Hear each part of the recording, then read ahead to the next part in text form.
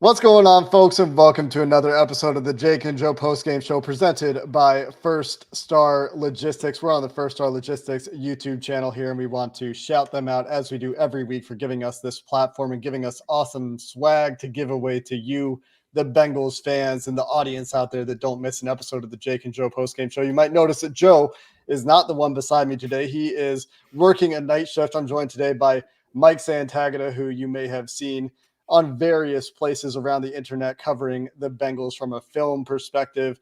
He is a host of the Always Game Day in Cincinnati podcast and writes for Bengals Talk SI. So you can find his film breakdowns there.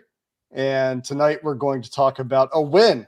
And I think we've learned, Mike, that Joe Goodberry and I doing a post-game show together can only happen after the Bengals lose in 2024. We are going to be giving away a trio of salute to service jerseys tonight. The hashtag to win, we've got 2 to give away to the YouTube chat. We've got 1 to give away from our Twitter giveaway. The hashtag to enter in chat is not hashtag First Star Logistics, as many of you are answering it. It is, in fact, hashtag Bengals win, which we've not gotten the chance to use very often this season. And Mike, as we always do here, after reminding the folks about the awesome prizes we're giving away every week, including next week, we've got some sweet neon signs to give away, Bengals neon signs to put up in your man cave, in your basement, in your TV room, wherever you want to put them. You can see it if you're watching on YouTube on the display there on the side. We start the show with the biggest takeaways from the game. And this was a nail biter, teeth clencher. Your jaw may be sore if you're anything like me and you tend to grind your teeth in stressful moments. That's what it was for me. And remember, it's hashtag Bengals win. I see you guys have picked up on it in the chat for a chance to win one of those salute to service jerseys. Mike, as you watched this game, we were talking a little bit throughout the game, but what was your big takeaway as the Bengals moved to 2-4 and get a win they badly needed here on Sunday Night Football on the road? Well, it's sloppy, but a win is a win. It's sloppy all around, and I feel like for a 2-score victory, it sure didn't feel that way. But end of the day, you're gonna look back and say they found a way to win, and they won in this game. Had some breaks go their way. The main takeaway is, wow, getting BJ Hill for real cheap was nice. Was my first one. The second one is like, it's real nice when the ball bounces your way out of bounds rather than staying in the field of play for a defender to pick up. Yeah, there were a couple moments late in this game that felt very tenuous. That Chase Brown fumble, certainly one of them. Getting into they had 2 third down plays in the fourth quarter. And I just posted this last week, a cut up of their their fourth quarter third down plays this year. And they're constantly behind the chains. They're constantly having protection issues. And the first third down they had in the fourth quarter was a 3rd and 10. And they're behind the chains after T. Higgins has to go off the field after catching a backside dig over the middle. He takes a big shot. They're working on his shoulder. They have Trenton Irwin and Andre Yosevach on the field in 12 personnel. They try to run a tendency breaker with those guys on the field. They're never expecting pass. We'll get them with a pass play, and they defended it pretty well. Joe Burrow turfs it. The next play, Chase Brown takes a run for no gain, and their late game running offense is struggling. And then they're in 3rd and 10, and Brian Burns comes free on a stunt. And this is our next talking point, I think, here after we finish this one. We talk about these stunts and the protection issues they had tonight. And he gets hit so hard they have to put him in concussion protocol with his head smashing into the ground after he gets rid of the ball. It's just an untenable situation to be in, these 3rd and longs behind the chains in the fourth quarter when pass rushers can tee off late in the game. And Burrow took more hits than we would like today. But to their credit, the thing that we talked about with this team this week going into this game was that they needed to finish games. They had started games the last couple of weeks. They even started this game, getting the stop early, getting the touchdown early before the offense disappeared for 3 quarters or so. But they needed to finish games. Today, they managed to do so barely, because they get the 3rd and 12 conversion that is an otherworldly play from Joe Burrow, rolling to his left to buy time to evade the rush and drop a perfect pass to Andre Yosevach, breaking toward the sideline to convert that 3rd and 12. And then Chase Brown tries to give the ball away and potentially the game away. And that's what you're talking about. It's nice when that ball bounces out of bounds. Running back ball security, definitely a topic tonight that we can talk about another day.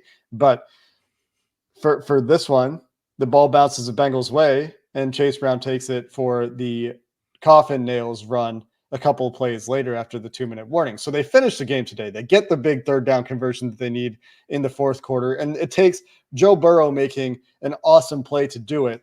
I wish they didn't have to put him in those spots, right? You don't want to get to these third and longs in the fourth quarter. They need to be better on early downs with their run game in the fourth quarter. They got there. They had nice runs with Chase Brown, including the one he fumbled. It was a nice play before the fumble and the touchdown run. They got to use his speed and his explosiveness and his quickness in getting downhill. And you'd like to see those developments from Chase Brown. But despite the finish, even that, which I think is a positive, felt tenuous. And it was shaky. It was nervy, let's call it.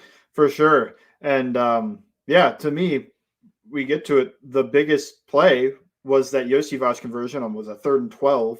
You mentioned getting there.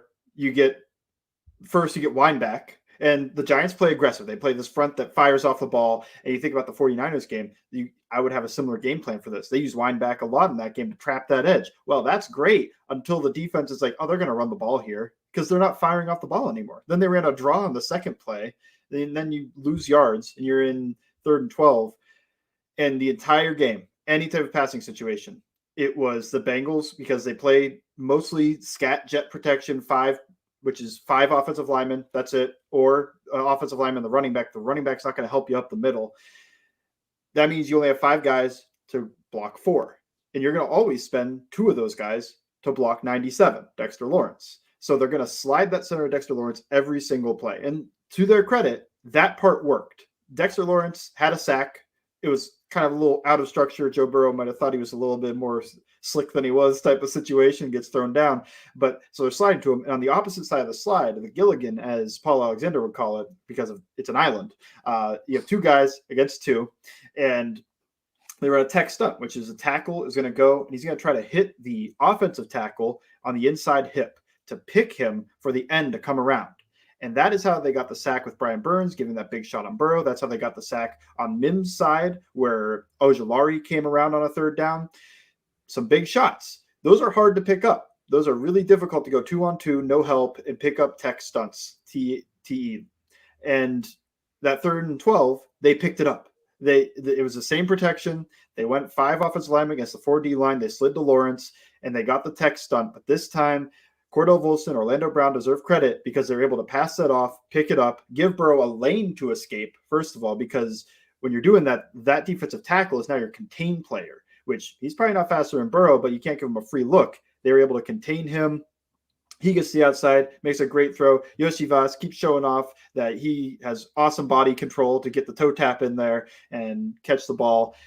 And probably the biggest play of the game for me, because if you're punting back before the 2-minute warning, or at least around there is where it was, that's really tough to be able to go like, oh yeah, they'll win this game, because that just feels like they're getting right back into this. They were only up 3 at the time.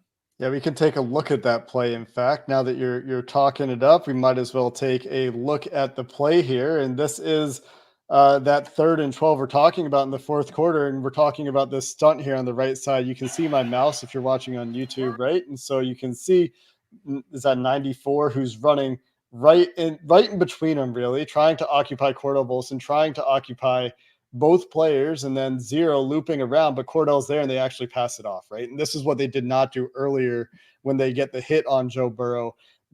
Both guys are fully blocking the tackle, and the looper comes totally free. This time, not totally free. You get a little bit of a I don't know. I guess it's a late win for Brian Burns, one-on-one with Cordell Volson, with Burrow not throwing the ball off his back foot, but Burrow does a good job of getting outside here. Maybe you can call a hold there on Cordell Volson, actually, that I'm now seeing for the first time, if you really want to, but we don't want to.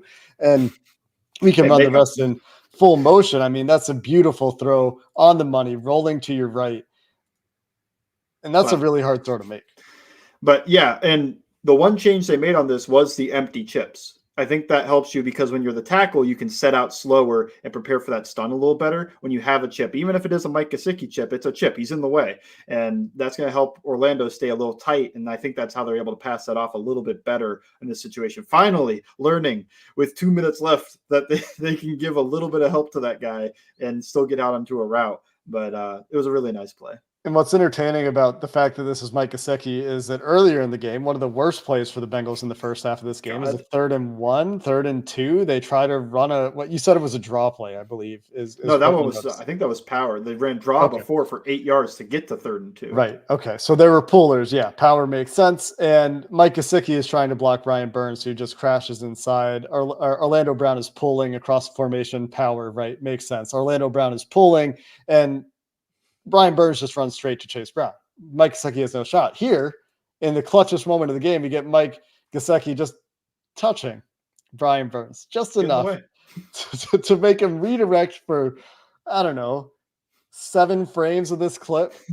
I don't know how long that is. It's not very long, but it's long enough that they're able to handle the pass off there, and Joe Burrow is able to escape and make this play. So that is indeed what you want to see from the Bengals in the clutch. A reminder for everybody in chat, you got Bengals win. Enter that hashtag once in the YouTube chat for a chance to win a salute to service Cincinnati Bengals uniform that we'll put up on screen here in just a second. We've got those Burrow jerseys there and the sweet camouflage to give away. And just a reminder that the winner must have a United States address to receive the prize. We cannot ship those internationally. Mike, who else stood out to you in this game? The defense, and maybe it's partly because Daniel Jones is a bozo, and he is. I mean, Daniel Jones overthrowing deep balls in this game. The interception he threw is unconscionable, taking a lot of hits for a guy coming off an ACL that the announcers couldn't stop talking about. But what else stood out to you from the defensive side of things? The announcers are talking about that they didn't blitz as much this week. What stood out to you from a game plan perspective, from a who played well on the defensive side of the ball? We could talk about BJ Hill here. You could talk about anybody you want. Yeah, obviously it felt like BJ Hill's game where he returned, he got the pressure on that interception from Pratt. He was able to swat the ball down. It felt like he was involved in a lot of plays. I mean, I give the shout out to Trey Hendrickson, who in a matchup of all pro level talents, maybe just Pro Bowl level talents, whatever you want to call them, he won. Even if it was just 2 wins, he won decisively and got 2 sacks on those wins, including the closing sack and an early sack. And really schematically, I don't know if I have a ton in my mind, but when you mentioned the Daniel Jones thing, it just makes me think of like all the 4th down conversions they had. Every time they ran it, they got it. They tried 2 passes with Jones and he didn't get either one. It was like, why are you even throwing the ball? Just keep handing that thing off. Speed option was a better option.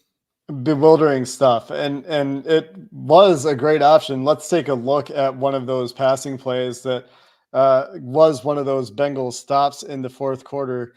This was after a tough game, honestly, for DJ Turner, right? If this play doesn't happen, we're talking about DJ Turner very differently after this game, but this play did happen, so we can talk about DJ Turner's ability to finish the game and have a short memory. This is 4th down, the last 4th down of the game. This comes a play after McKinley Jackson had great penetration, to shout out another young player on this Bengals defense to help the Bengals get a run stuff to set up a 4th and 2. The TV seems to say 4th and 3. It's 4th and 2 and half a foot. So we'll call this 4th and 2 here, despite what the TV copy says on the screen. But they get in a position where the Giants aren't comfortable running the ball, apparently, despite that they probably should. And here we have, well, we can just let it run in full speed first and take a look at it. I mean, this is just beautiful stuff from DJ Turner. We've seen him do this so many times too, and just not make the play on the ball. But here he does enough. What is this? Just out of a stacked trips tight release, bunch release. Yep, bunch. DJ Turner working over the top there on the outside man. So this is DJ Turner on the outside guy who's going to release between the other 2 guys in the bunch, run a little drag route. And this is very hard. This is closing speed. This is where that speed for DJ Turner shows up, the ability to get downhill, break on the ball, get the hand in there, not interfere. We can talk about Cam Taylor-Britt as well, who I thought had a pretty good game, but not interfere and make this play. We have another angle as well, courtesy of a tweet from Ryan Fowler that we can look at. And this is the slow-mo, getting the hand in there. We can slow it down even more with the wonderful playback speed changing of Twitter here, but getting in there to make a play to close the game. And another thing that we're talking about when we talk about finishing the game, right? And we talk about their need to find ways to finish games stronger is finding guys to step up and make plays, especially on the defensive side of the ball. We'll come back. We'll talk about the offense. The offense was tough today for a lot of the game. We can talk about some more of why we think that is. I'm curious to get your thoughts there, Mike. But BJ Hill stepping up in a revenge game. PFF has Trey Hendrickson charted for 5 pressures, including those 2 sacks against a really good left tackle. And they kept him in that battle with that left tackle for the entire game. Mike Hilton stepping up and making some plays in the run game, which is what we're accustomed to from Mike Hilton, doing his thing where he's a linebacker in a corner's body and tackling really well in this game. Sam Hubbard playing a little bit better this week. It was nice to see some guys just stepping up and making plays, I guess, is what I'm thinking. I know it's the Giants. I know Daniel Jones overthrew like 5 balls in this game, and the game could have gone very differently if Daniel Jones was more accurate. But guys making plays is something we've been asking to see for this defense for a while now, and it was refreshing to see it this week. Yep. That DJ Turner play, I feel like we have watched him miss that because he lacks the length. He just, outside of his fingertips, you watch the play and you're like, if he had just an inch more on his hand length or his arm length, whatever, just he would knock some more balls down, just like that Jordan Addison play last year. That Addison ends up scoring a touchdown. Looks a little similar, but he gets in a little bit better position, gets his body all the way across, is able to break that up. Yet similar play against the Panthers on a pass breakup. That was man coverage against the bunch. You always have to have your what you're calling for that. And they ran 5-1-3 lock and level, which guys are lined up 5 yards off, 3 yards off, and 1 yard off. Also the area code for Cincinnati, I guess, but he's on the outside guy, so he's 3 yards off. And he's going to be playing outside leverage there because it's a cover 1 look against a shallow. That's difficult. That's really difficult. I mean, that's a beater. That's like you're getting a pick and you're running away from leverage. That should be a win. But because he has that athleticism, the closing speed, and the ability to make that play on that ball, he's able to save them in a 4th down situation and get the ball back for their offense because they weren't getting a ton of those. And there were times where they got the stop and just a flag would come out. I remember a couple of those just holding in the secondary was a Jermaine Pratt sack early on in the game. Which was DJ Turner, which is why we're talking about him finishing the game after he had the mistakes, the DPI as well earlier in the game. Yeah. So being able to just actually finish that instead of getting to there and just one after another, just you might make some good plays here and there, but you just can't get the stop for the series. It just keeps continuing because of some type of backbreaking penalty or a conversion. Being able to make that play was huge. And it's not like there was a ton of pressure on that play. The ball came out. It was on paper. That's a beater. That's how you beat that coverage. But sometimes good players, highly athletic players, can overcome the schematic difference. The Bengals finishing a game here, making plays that they didn't make in weeks past to finish a game, get a win on the road. They haven't actually been good on the road in primetime, even with Joe Burrow at quarterback. I think this gets them to 2-3 on road primetime games for Joe Burrow. It's either 2-3 or 2-2, but I'm pretty sure it's 2-3 because I think they started 0-3 in road games for Joe Burrow. This is also Joe Burrow's first win against an NFC East opponent. If you can believe that, going back to his rookie year, the last time they played the NFC East, of course, he was injured against Washington in that game, didn't finish that season. A reminder that you can enter to win one of 2 of our giveaways for that Salute to Service Joe Burrow jersey in the chat right now. Hashtag Bengals win. All thanks to First Star Logistics for continuing to give us awesome stuff to give away here on the Jake and Joe postgame show. Joe should be back next week. I did text him. I tried to get him to take off of work and take a break and see if he could give us 5 minutes. He said he'd get fired. So he values his job. Unfortunately, he cannot be here tonight. But regardless, we've got you here on the Jake and Joe postgame show where the Bengals win and 3 of you will win watching the show. We've got these awesome Salute to Service jerseys to give away. Let's talk about the offense, Mike. It finishes looking pretty good overall. According to PFF charting, Joe Burrow pressured on 37% of his dropbacks, which I believe is the highest rate at which he has been pressured in a game this season. He was not good under pressure tonight. He was taking sacks. There were some plays where when we were talking during the game, we thought he could have gotten rid of the ball a little bit earlier. He took a bad intentional grounding penalty where it set a drive on fire in the second half. I think it was the second half. Maybe I'm not remembering that right. Regardless, not a great play from Joe Burrow. You had Jamar Chase dropping what would have been an explosive play potentially, but Joe Burrow, when he was kept clean in this game, which was 63% of his dropbacks according to PFF charting, he was 18 for 20 on those plays for 9.7 yards per attempt. Pretty good clip there. He had one of his big time throws of the game. He also, of course, had his scramble for the touchdown. He was not pressured on that scramble for the touchdown. Went so far as to have some people suggesting that it was a draw play because of how quickly Joe Burrow decided to pull the ball down and run.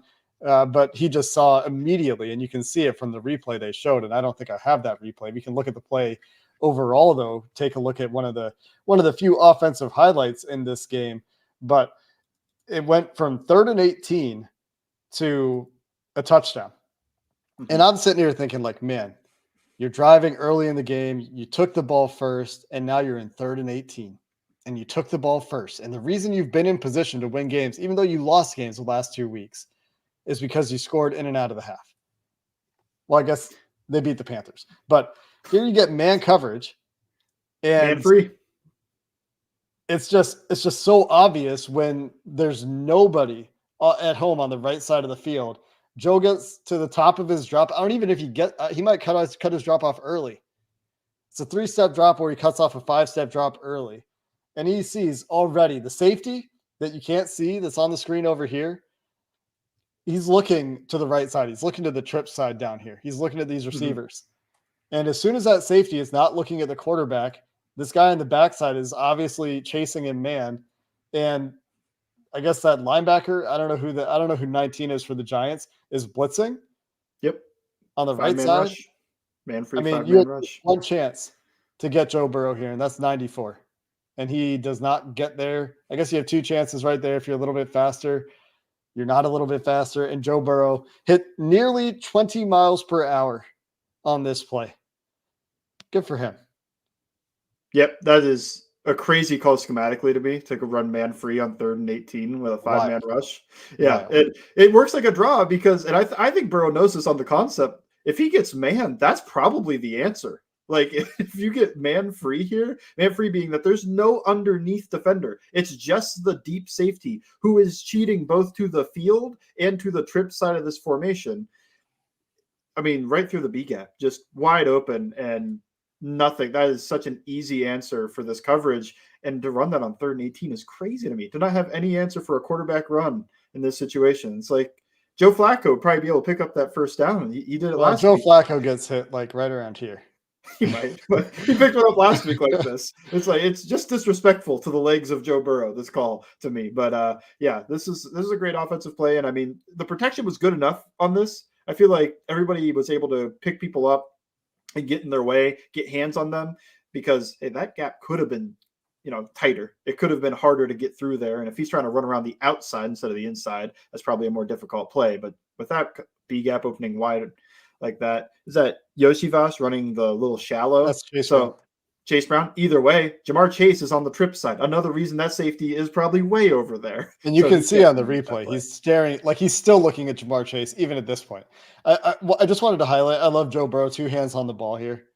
2 hands on the ball, 2 hands on the ball. Looks around. Okay, that's the closest defender. 1 hand on the ball. I can run as hard as I can now. Isaiah Simmons chasing him, by the way. Very fast. It's 19 is Isaiah Simmons, I guess. Fast but bad linebacker. And I think this is the free safety who should be in the picture much earlier than taking an angle to the 3 or 2 yard line, and he doesn't even get there. And that's because he's staring down Jamar Chase and the trip side there. What do you make of the comments that we have, Mike, that are saying the Bengals were lucky to win? I agree with that sentiment to some degree here. But as we kind of get to concluding our thoughts on the game, the defense steps up. They make some plays. Are helped by a Giants offense that makes some mistakes. Joe Burrow, I think, missed some plays he could have made early in the game, but was generally, I thought, actually pretty good in this game. Protection had issues because Dexter Lawrence is that dominant. They did get away with 2 missed Giants field goal. They get the interception on the Bozo Jones play in the red zone, trying to throw the ball for some reason over the middle of the field as BJ Hill is preventing him from completing his throwing motion. There were certainly some bits of luck, right? There were some bits of luck on the Bengals side. The fumble going out of bounds. Mm-hmm. They also didn't capitalize when the Giants turned it over on downs because they fumbled the ball right back to them. And they had the drop. They had a bad punt return play on a play where they could have had a nice punt return. They had the penalty on the third down. They had a number of individual issues on top of some of the breaks they had. What's your feeling on the team after this game? It felt like a game they had to win no matter what. We hoped they would win it more convincingly than they did. It doesn't feel like a 2-score win. I believe the Bengals are now positive on their point differential for the season after this game as well, which is a hilarious thing to think about. But what are your overall thoughts? They're +5 in point differential now for the season. What are your overall thoughts then on this team after this game? I think in the NFL, a lot of games are close, and you're going to take a close look at the breaks and how they go. I mean, yeah, the Bengals got lucky. They also got unlucky, like you mentioned. You didn't bring up that holding call on Cordell Volson, which tough. We don't think it was a hold. I don't think it was a hold, but you lose a touchdown on that. You lose 4 points. That's guaranteed points. Like with the Giants kicker, Daniel Jones might on that interception, it still might have been a 0. I mean, he just was not on today. So they got some breaks. They also lost some. I think at the end of the day, they won. I don't feel great about it because, the Giants, while sneaky at times, they beat the Seahawks last week. On paper, without Malik Neighbors, this is not a team that I think a lot of teams are going to think is going to be an issue. Their defense is pretty good. I think most sacks in the league, and that the defensive front is particularly good. Yeah, for sure. Yeah, it felt to me like whatever they're doing on the back end. I mean, they have Shane Bowen now, who's with the Titans, and he's gotten Burrow a little bit schematically before. It felt like they got Burrow to clutch, to just not sure what he's seeing at times. And maybe this is where the issue comes in the broadcast view. We've got no idea what's going on down the field for the most part. But I remember on the Mims play where people blame him for the sack, he gets his foot caught as Alex Kappa's rolling around on the ground trying to pick up the stunt. Chase was open. Chase ran a little. It was like they run dragon all the time, the slant flat play. They ran the counter off of that, where the Chase looks like he's running that flat route and then comes back around. We've seen Tyler Boyd run that a few times. He looks wide open to me, and at least in this broadcast view, and that would have been a first down. And instead, Burrow is holding the ball and ends up taking that sack. So I don't think this was an A+ Burrow game to go with it. I think the protection had issues. I think Burrow had issues. I think the play calling had some issues that we talked about earlier. And that's how you get a stinky offensive performance like this. But at the end of the day, they did finish at least. And they ran that pistol counter solid play that I love so much with Eric All kicking out and Sample leading up through the hole for the touchdown. I think it was, up and down. I don't really have a changed opinion about the team after this game. I mean, this was a game that, in my opinion, they should have won. They're 2-4 now. They won the game. They actually did win the game they should have won. I think that's the big part. They've had other games they should have won. They lost them. So I think you come away from this game, you just go like, hey, 2-4 is 2-4. I don't think any less of this team. I don't think any better of this team. I think the defensive performance, while awesome to watch, I think that's the part you might go like a little bit, tiny bit of luck there, huh? The offense kind of got the bad end of that to me, other than the Chase Brown fumble going out of bounds, where the defense got the good part of that. And we'll see how they can perform against the Browns next week. But it's, to me, and you could say you think less of the team now. I don't think less of them, but I also don't think better of them after winning. I would have liked to have seen the offense play better. Absolutely. That's the tricky thing. Like, they did not find success in the run game until Chase Brown at the very end of the game. It was just a rough game, in particular for Zach Moss. Zach Moss had a really bad game. The fumble on top of everything was pretty brutal there. T. Higgins, Jamar Chase, Andre Yosevach, the receivers all played a good game. Joe Burrow was good enough. I mean, he gave you the touchdown run. He gave you the 3rd and 12 conversion. It wasn't a perfect Joe Burrow game. I agree with you. It wasn't an A+ Joe Burrow game. If it's an A+ Joe Burrow game, he doesn't take probably 3 of the big hits that he took, and 2 of them turn into first downs. But he also threw a great ball on a very late window to Jamar Chase that Jamar Chase dropped on a third down that should have been an explosive play. So you take that off the stat sheet and things look a little bit lopsided. He finishes with just 208 passing yards as he leads the team in rushing as well with 55, despite Chase Brown having that 30-yard run toward the end of the game. But overall, I don't know if anything will really change my mind about this team until they get to that second Baltimore game. If they can get to that second Baltimore game on a winning streak that started tonight, and then they can win a very difficult, and we talked about this on other platforms before, the Thursday night road division games are wildly difficult for the road team to win. And the Bengals have seemed to be playing these a lot in the last few years, as has been pointed out by Warren Sharp. But then you can maybe start to talk me into thinking about this team as a contender again. The defense certainly took a step in the right direction tonight against, I think, a mediocre Giants offense and a bad Daniel Jones game. I liked the way they took care of Dexter Lawrence in this game. It left them vulnerable to some other things that Joe Burrow needed to be a little bit quicker on a couple, and protection needed to be a little bit better on a couple. It wasn't perfect on offense. As Zach Taylor was going into the half, he used his common euphemism when things aren't going well on offense and said, we haven't found a rhythm on offense. And usually when that's happening, it's a pretty bad game for the Bengals offense. And that was the case for too much of this one. So you would like to see that be better. Let's get to those giveaways and we'll wrap things up here. We've got 2 Salute to Service giveaways, Joe Burrow giveaways here, courtesy of First Star Logistics, that we will handle in the YouTube chat for everybody that entered the hashtag Bengals win. We've got 1 to give away from our Twitter giveaway as well. The winner on Twitter is Billiam, who I bet you that's not his real name. At Skyline Chili. What a name. How do you get that handle on Twitter, Billy? Skyline Chili 513, a hotly contested Twitter handle. Congrats to Billiam on the first of these awesome Joe Burrow Salute to Service jerseys. We've got 2 more to give away for those of you here sticking with us live to the end of the show. 728 of you. We will dive in to our giveaway here, and we're going to do our draw. 288 of you got in the entry as we're wrapping things up, and let's see who takes back number 2 of 3 of our Salute to Service jerseys, courtesy of First Star Logistics. Jacob, man, this is 2 weeks in a row that I've won. My full name isn't Jacob, actually. Jacob, congratulations. We'll get in touch with you. Keep an eye on those YouTube comments, and we will make sure we get that jersey to you. Make sure you live in the United States. We've got 1 more to give away here, or make sure you at least have a mailing address in the United States where you can pick that up. Next winner is Delaroth Chris. Congratulations. I know this is a long time interactor on Twitter. Congratulations on your Salute to Service jersey. And that's going to do it here for the Jake and Joe postgame show. We should get Joe back next week, barring unforeseen obstacles. Mike, appreciate, again, you taking the time to join me here on a Sunday night just before midnight as we're wrapping up on the East Coast. You can find Mike on It's Always Game Day in Cincinnati and on Bengals Talk SI. Until next time, the Bengals win. They get to 2-4. We'll have more to talk about this team's future in coming weeks. And until next time on the Jake and Joe postgame show, thanks for hanging out. We'll see you next time.